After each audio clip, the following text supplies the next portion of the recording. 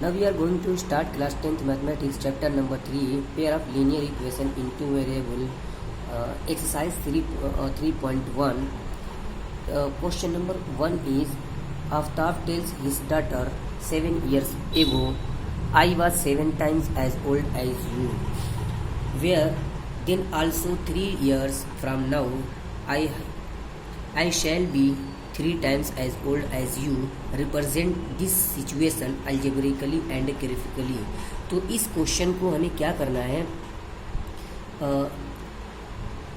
इस क्वेश्चन में हमें दो लीनियर इक्वेशन बनाने हैं और उन दोनों लीनियर इक्वेशन को जैसे ही हम बना लेंगे उसे हम कहेंगे कि वो अलजेब्रिकली है, और उस लीनियर इक्वेशन को जब हम ग्राफ पेपर पे शो कर देंगे तो उसको कहेंगे हम ये ग्राफिकली है।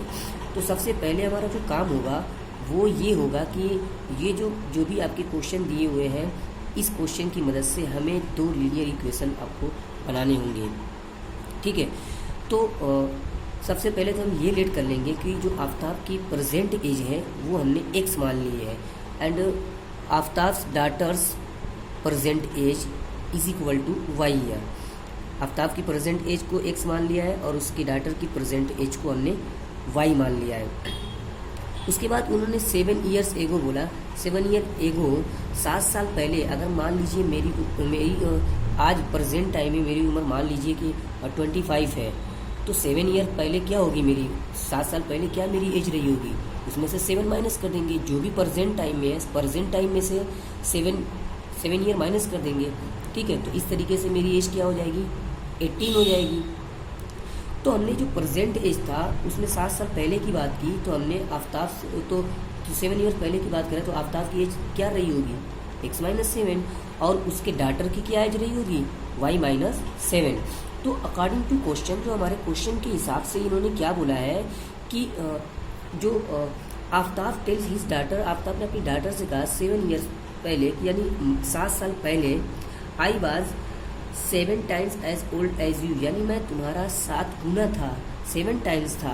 ठीक है, तो सबसे पहले हम इस इक्वेशन को बनाएंगे कैसे। देखिए, पहले तो आप दोनों की एज लिख लीजिए, यानी ये एज किसकी है, x माइनस 7, और ये वाली एज किसकी है, y माइनस 7, ये उसके डाटर की है। ये 7 साल पहले आफ्ताब की एज है, ये 7 साल पहले उसके डाटर की एज है। तो इन्होंने क्या कहा है, यानी आफ्ताब बड़ा है अपनी डाटर से, आफ्ताब बड़ा है अपनी डाटर से, कितनी टाइम्स बड़ा हुआ है, 7 टाइम्स बड़ा है, यानी ये पूरा पोर्शन इससे बड़ा है 7 टाइम्स।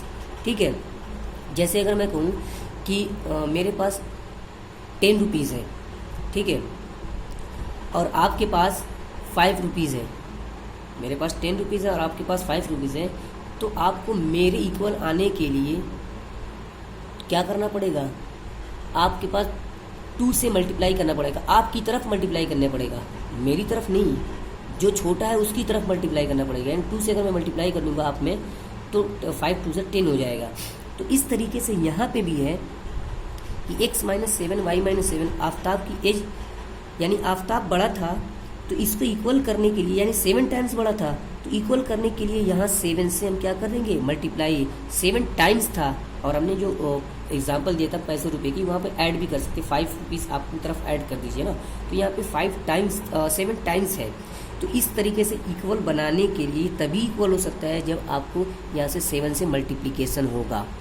ठीक है, तो इस तरीके से हम इस क्वेश्चन को इक्वेशन को जब हम सॉल्व करते हैं तो x minus 7 is equal to 7y minus 49।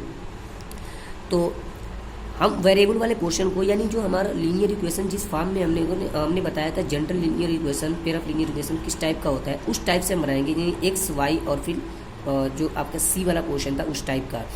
तो x माइनस 7y माइनस 7, ये माइनस है, आपके इक्वल के दूसरी तरफ ट्रांसफ़र करेंगे तो प्लस 49 होगा इज इक्वल टू 0। तो x minus 7y plus 42 is equal to 0। ये आपका एक लीनियर इक्वेशन आपको मिल चुका है। ऐसे ही आपको एक और लीनियर इक्वेशन आपको फाइंड करने हैं। ठीक है ना, आगे क्वेश्चन में हमारे क्या कह रहा है, क्वेश्चन में ये कहा है कि 7 years ago I was 7 times as old as you were then also 3 years from now, यानी आज से 3 साल बाद I shall be 3 times, यानी 3 गुना as old as you, तुमसे आफ्ताब ने कहा कि 3 साल के बाद मैं तुम्हारा 3 गुना हो जाऊंगा। ठीक है, तो अब हम आफ्टर 3 ईयर की बात करते हैं। तो 3 साल के बाद अगर प्रेजेंट एज हमारी x है तो 3 साल के बाद हमारी कितनी हो जाएगी, x + 3 हो जाएगी। उस तरीके से आफ्ताब डॉटर्स एज कितनी हो जाएगी, y + 3 हो जाएगी। ठीक है, तो उन्होंने कहा क्या है कि 7 years ago I was 7 times as old as you were then also 3 years from now I shall be 3 times, यानी अकॉर्डिंग टू क्वेश्चन अगर हम अब बात करें तो आफ्ताब की एज कितनी है, x + 3 है और यहाँ पे इसके डॉटर की y + 3 है। ठीक है, तो 3 साल के बाद वो कहा है कि आफ्ताब कि मैं तुम्हारा 3 टाइम्स हूँ। तो जो बड़ा है उसकी तरफ कुछ नहीं करेंगे, जो छोटा है उसकी तरफ 3 से मल्टीप्लिकेशन कर देंगे। तो इस तरीके से जब इस क्वेश्चन को हम सॉल्व करते हैं तो x + 3 = 3y + 9, इस तरीके से x - 3y, ये देखिए यहाँ पे 3 है, ये -3 आएगा तो मैं डायरेक्ट लिख दे रहा हूँ, यानी ये कितना हो जाएगा -6 = 0। इस तरीके से आपके ये दो इक्वेशन आ चुके हैं, यानी ये फर्स्ट इक्वेशन है, ये सेकंड इक्वेशन है और यही हमारा अलजेब्रिक सॉल्यूशन है।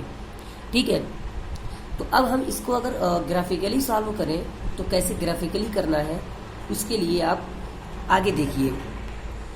क्वेश्चन से जो हमने थ्योरी वाले पोर्शन से हमने जो इक्वेशन, 2 लीनियर इक्वेशन हमने बनाए हैं वो आपका वही आपका अलजेब्रिकली हो जाएगा। ठीक है, अब इसे हम कैसे ग्राफिकली शो करना है इस इक्वेशन को, तो हम फर्स्ट इक्वेशन से यहाँ से हमने क्या किया है कि किसी एक वेरिएबल की वैल्यू निकाल ली, हमने y की वैल्यू निकाल ली है। हमने 9th क्लास में भी ऐसे ही सिखाया था, इसमें भी हम ऐसे ही सिखा रहे हैं।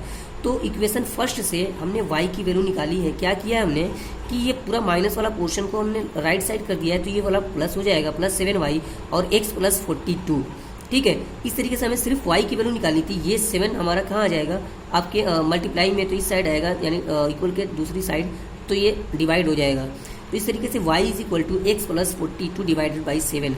अब हमें x की डिफरेंट वैल्यू रखनी है जिससे y की वैल्यू आपको मिले। तो आपको चाहो तो आप कई सारी वैल्यू लिख सकते हैं, लेकिन आपको एक लाइन बनाने के लिए सिर्फ और सिर्फ 2 ही पॉइंट की ज़रूरत पड़ती है, सिर्फ कम से कम 2 ही पॉइंट्स की ज़रूरत पड़ती है। ठीक है, तो हम ज़्यादा क्यों लें, क्योंकि हमारा क्वेश्चन लेंदी हो जाएगा और टाइम लगेगा, इसलिए हमने हमेशा 2 ही आपको पॉइंट यहाँ पे शो किया है। तो x की आप कुछ भी वैल्यू लीजिए, आप कुछ भी वैल्यू ले लीजिए। ठीक है, मैंने यहाँ पे 0 लिया है, 0, तो आप ऐसी वैल्यू लीजिए जिससे आपको ग्राफ पेपर पे शो करने में इजी हो। ठीक है, यानी आप ऐसी वैल्यू न लें कि जिससे y की वैल्यू फ्रैक्शन में आए या फ्रैक्शन वाली वैल्यू लो, लेकिन अगर कहीं फ्रैक्शन वाली लेना पड़ेगा तो हम ले भी सकते हैं, ज़रूरी नहीं है। तो हमने यहाँ पे अपने हिसाब से हमने x = 0 लिया है। तो इस तरीके से जब ये 0 होगा तो y = केवल यहाँ पे y = कितना होगा, 7 × 6 = 42, तो y की वैल्यू 6 आ जाएगी। इस तरीके से x = जो हमने 7 लिया है तो y की वैल्यू कितनी हो जाएगी, 42 + 7 49, 7 7 49 आ जाएगा। ठीक है, इस तरीके से इक्वेशन सेकंड को भी हमने y की वैल्यू निकाली है। यहाँ पे x = जब 0 रखा है तो y = -2 आया है। यहाँ x = फिर से हमने 6 रखा है तो y = कितना आ गया, 0 आ गया। अब इसको हम कैसे ग्राफ पे शो करेंगे, सबसे पहले इस वाले इक्वेशन को का देखिए, यानी x = 0 है तो आप यहीं पे रहोगे, ये 0 वाला है ना, आप यहीं पे रहोगे। x = 0 का मतलब है आप 0 से कितनी दूर जा रहे हो। अगर प्लस वैल्यू है तो आपको राइट में जाना है, अगर माइनस वैल्यू है तो आपको लेफ्ट में जाना है, और अगर 0 है तो आपको वहीं पे रहना है। तो x = 0, उसके बाद y की जो वैल्यू है वो आपको कितनी है, y = 6 है। तो इस तरीके से हम 1 2 3 4 5 6 यहाँ पे आया है, तो ये हमारा पॉइंट मिला है। उसके बाद हम x = 7 है तो यहाँ पे हम 7 टाइम्स आगे जाएंगे, 1 2 3 4 5 6 7। उसके बाद y की वैल्यू है, y की वैल्यू कितनी है, y की वैल्यू फिर से 7 है, तो आप ऊपर भी 7 जाओगे तो यहाँ पे ये यहाँ गए हो, फिर 1 2 3 4 5 6 7 इस तरीके से आपको ये वाली वैल्यू आपको मिली हुई है। ठीक है, तो अब इसको क्या करना है, आपको इसे स्केल से पीछे से ऐसे बढ़ा देना है, यानी आपको ये मिला देना है ये वैल्यू। ठीक है, स्केल से आप मिला दीजिएगा। ठीक है, तो ये एक लाइन मिल जाएगी आपको इस तरीके से। उसके बाद सेकंड वाले को कैसे करना है, यानी ये वाली लाइन कौन सी थी, कौन सी लाइन का इक्वेशन था, इस लाइन का इक्वेशन था। अब सेकंड लाइन जो है आपकी ये वाली है, इसको हम कैसे शो करेंगे, यानी x इज इक्वल टू 0 है, सॉरी यहाँ पे अगर x इज इक्वल टू अगर हम 0 रखें तो y इज इक्वल टू -2 मिला है। ठीक है, तो ये 0 है, -2 यानी यहाँ ये वाली वैल्यू मिली हुई है। उसके बाद x इज इक्वल टू 6 है, आपको 6 जाना है, x इज इक्वल टू 6।